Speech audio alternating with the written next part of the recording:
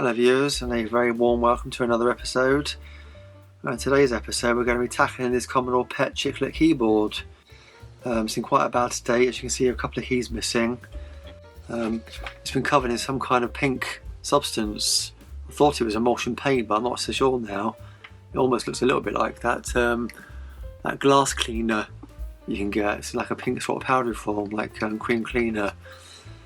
So we're going to be opening this up to take a look inside and see if there's any further damage. Just looking at it quickly, I can see a piece of the circuit board there is damaged, but it doesn't have any effect on its use. Well, it won't have any effect on its use, from what I can see there anyway. So we'll open this up and look inside first, and then we'll start removing the keys. One thing I have noticed actually upon closer inspection is some of the keys are actually the wrong way around.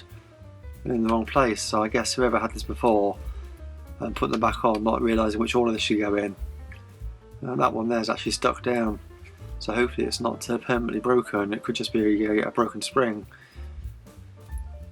So let's get it open and see what's inside. The screws look quite rusty on the back, but I suppose this is 50 years old, so getting on a bit.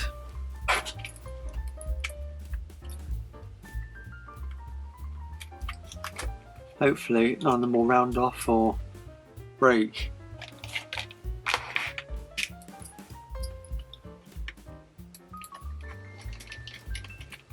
should imagine this has never been opened since the day it was manufactured. Really hope there's no cracks in the PCB, because judging by the state of the computer, if you've not seen it in the previous videos, it looked like it'd been in a crusher. I really am surprised the keyboard didn't get any further damage than it already did. Seems to be just cosmetic so far. Okay, let's have a look underneath. Surprisingly clean, apart from a load of dust.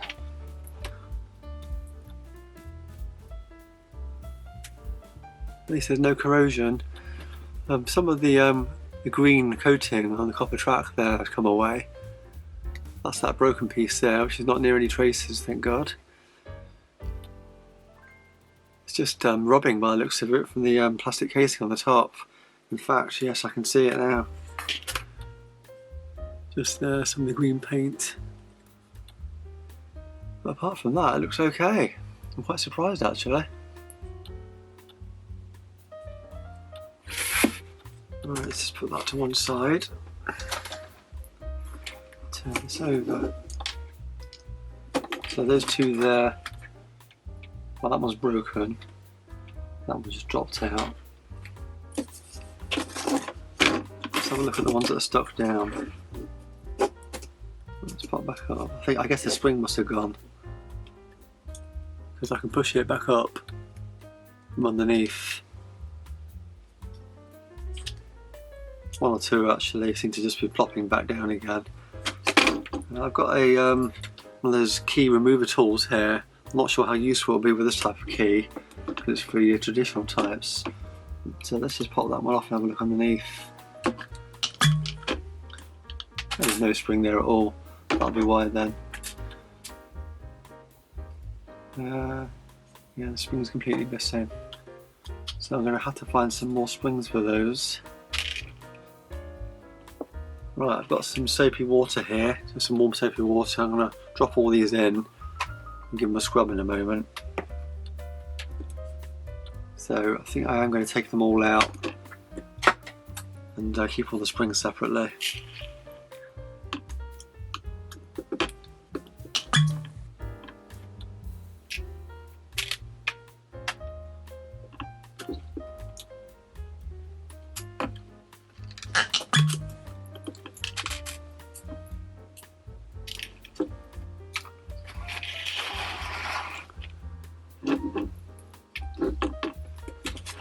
So I've got at least, I think it was 2 springs there. So I've got 1, 2, 3 with at least missing or broken springs. There seems to be some sort of felt underneath. not sure how that's going to take to cleaning. Yeah, most of these keys are really badly worn actually, so I'm not going to be able to revive that obviously. You can get replacement key covers for these, although I won't be doing that. I'm just going to leave this as it is.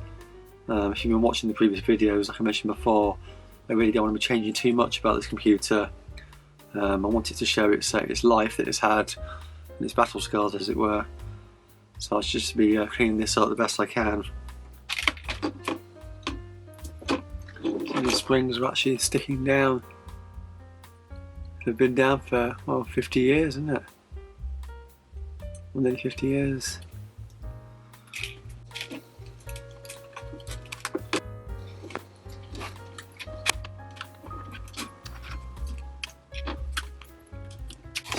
Such a peculiar keyboard, this. You think about it, it's so like the Commodore calculators from the time period, but it's an absolute nightmare to type on. There's something about it though, I just love it.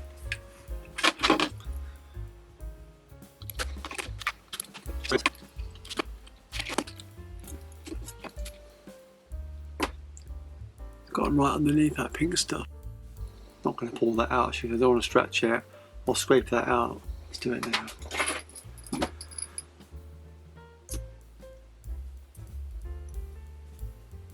Yeah, I think it is paint, the way it's sticking.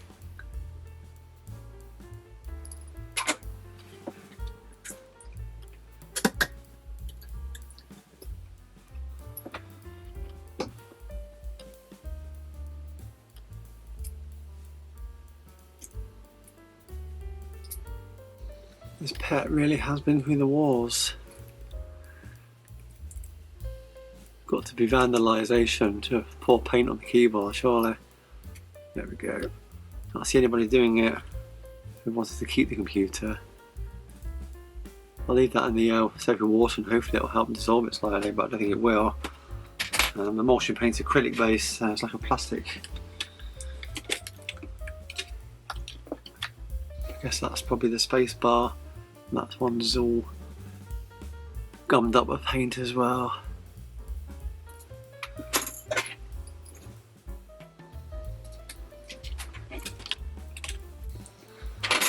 Seems to be getting worse the further in I go. You can see this side of the keyboard stepping up the bunch of the paint. In fact, the plungers are even sticking in. They're going to need just scrubbing themselves. I'll probably go over them with a dry toothbrush because I don't want to ruin the conductive pads underneath.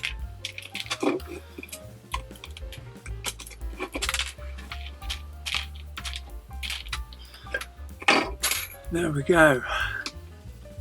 That's the keyboard. There's so much debris. Oh, 45 years worth of God knows what. I'm sure that looks like it was some kind of foam because it's just perishing. It's broken down, whatever it was. I guess it was there basically, so as the key went down, it stopped it tapping against the plastic and being louder. So what do I do about that? Do I just go over with a dry toothbrush or just submerge it in water?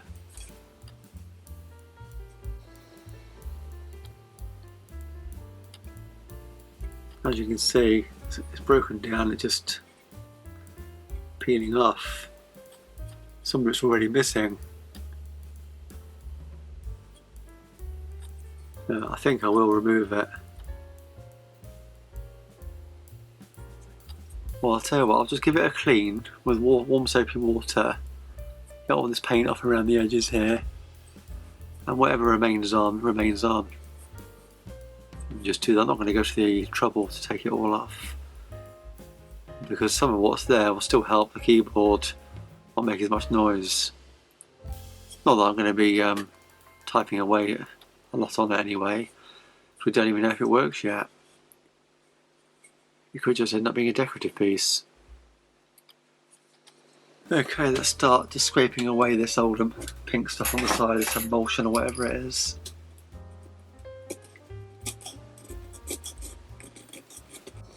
So,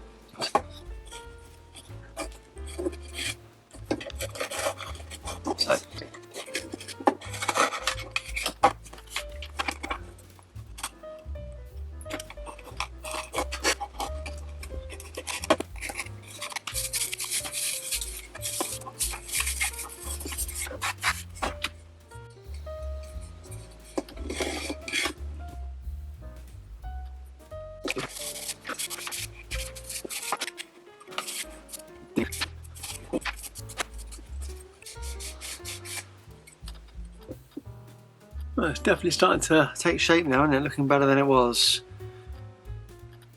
Time to tackle that inner part now.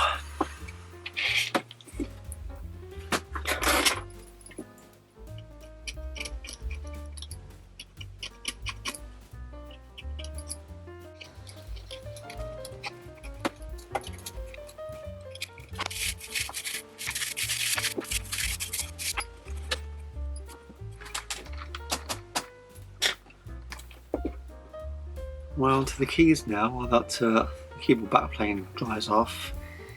Soaking these in water seems to have helped actually, getting the springs out.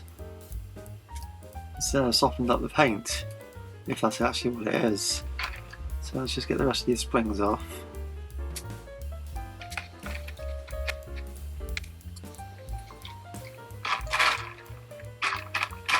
Well, that's all the springs off. Now it's time to give them a good scrub and get the rest of this pink stuff off. There's one more though. Just a bit of warm soapy water and an old toothbrush.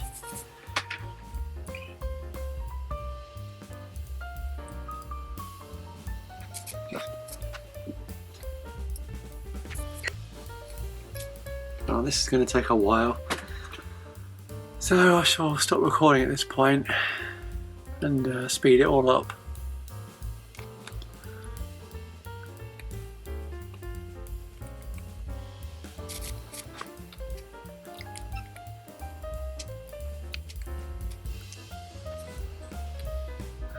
Okay, so just need to get the remnants of that paint out now around those entrance points there to the plungers. And there's also some underneath there, you can just about make it out. I'm going to try using some isopropyl alcohol.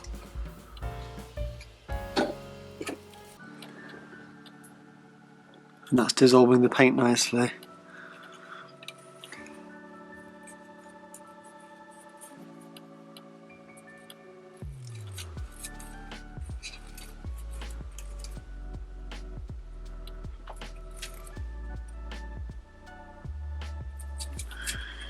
Same on that side.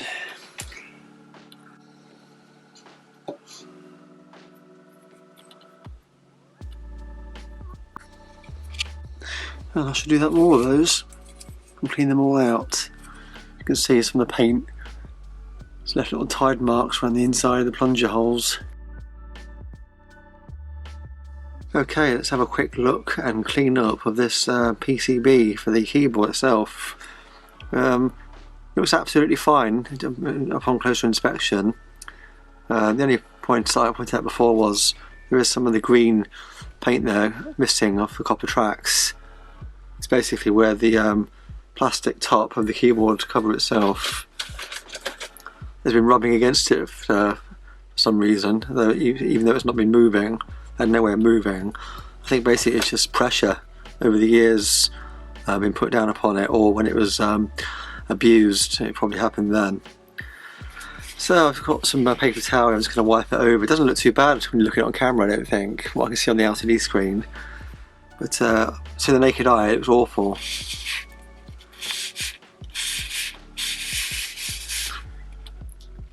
you can see, it's quite glossy.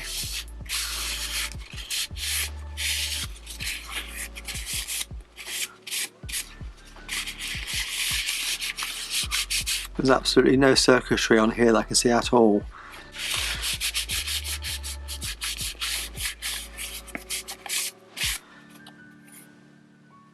Now I'm going to just clean it up with some isopropyl alcohol.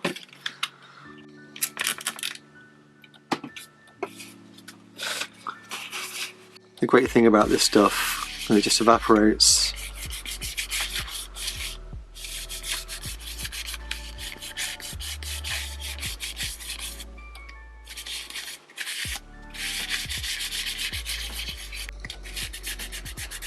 It's just the edges that are slightly dirty, because they've been more exposed to the elements. The rest of it's been cocooned inside that plastic casing. There you go. Nice and shiny again.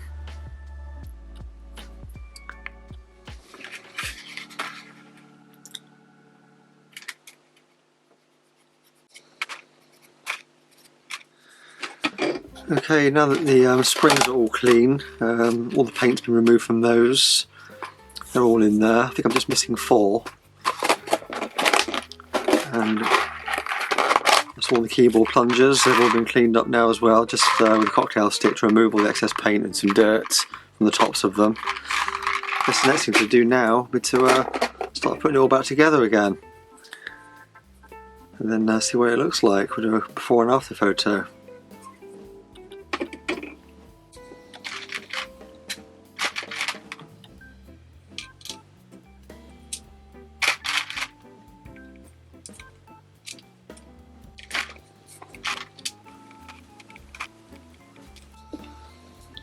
One thing I've just noticed while reassembling the plungers, 3 of them are missing the little guides off the side. Compared to that one there, look. These don't have them on the side, they're the 2 little lugs. Don't know if they're supposed to be like that, and I've not noticed it. Fell out for the space bar maybe, and the return button. But no bits fell out either. But I've got 2 replacement keys there anyway for the 2 that were missing. Okay, that's all the keys back in place, all the plungers rather. Time to get that board back on now.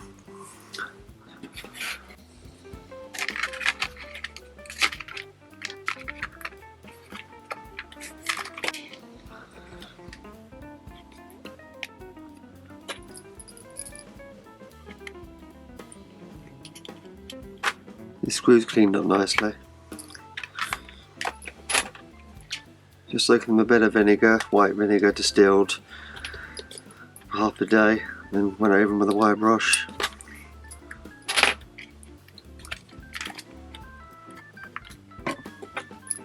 Got to be careful not to make new threads in the plastic. I'll sort of wiggle them about a bit so they find their home where they were before. Otherwise you're going to weaken the mounting points, just in case you need to get back into it at a later date for anything.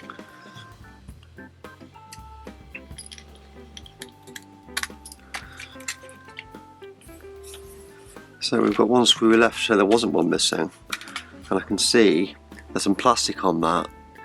Because the screw's got corroded, it's pulled some plastic out with it. So I'm going to have to leave that one out for now, because I don't want it dropping out onto the motherboard and causing a short. Okay, now for the fun part, putting all the keys back on in the right order. Some of them were in the wrong order before, so I'm going to get a picture from my phone now and follow that. That's it. First one's on.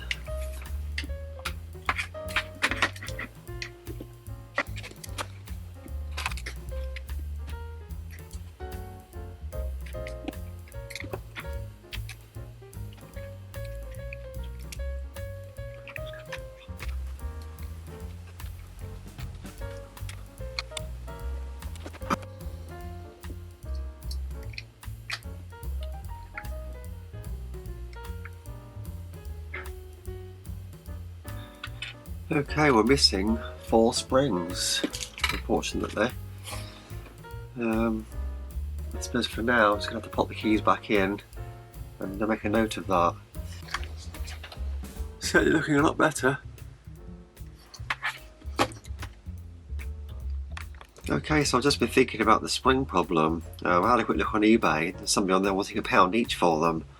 So I thought, what can I make one out of? Just done one. It's not great. That's the original. That's one I just made.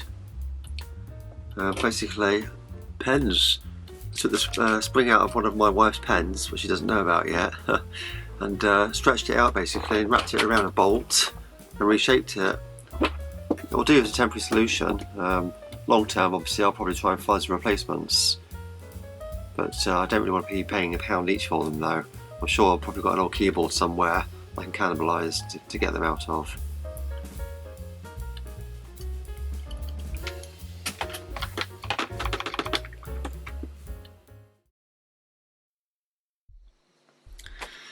And there it is, all reassembled and looking a lot better, I'm pleased to say.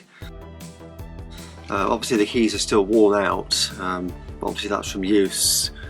And there's nothing I can do about that unfortunately, apart from obviously replace them all. You can get replacement sticker sheets for these to replace them all, but I'm not going to do that. That's not the point of this video, to make it all look mint condition. I just want this to get this up and running and looking something like it was originally, before it was partially destroyed. The springs have worked out okay, seem to be staying down okay. A couple of the keys, even with their own springs, wanted to push back off, so I had to rough up the stem slightly just to make them grip. Didn't want to glue them obviously, because I ever need to take them off again. I shall keep an eye out for another keyboard to use some proper springs. As I say, the ones I made out of pens are just temporary.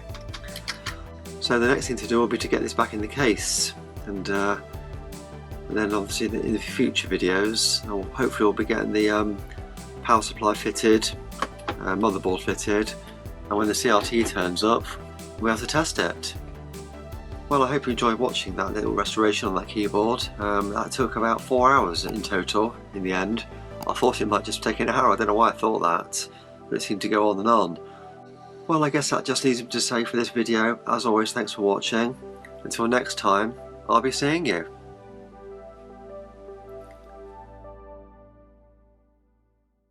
And if you did enjoy watching this video, you may want to take a look at some of my other videos on similar themes. I'm always buying something on eBay, some more piece of technology, and trying to repair it. And as always, don't forget to like, subscribe and share. Thanks for watching.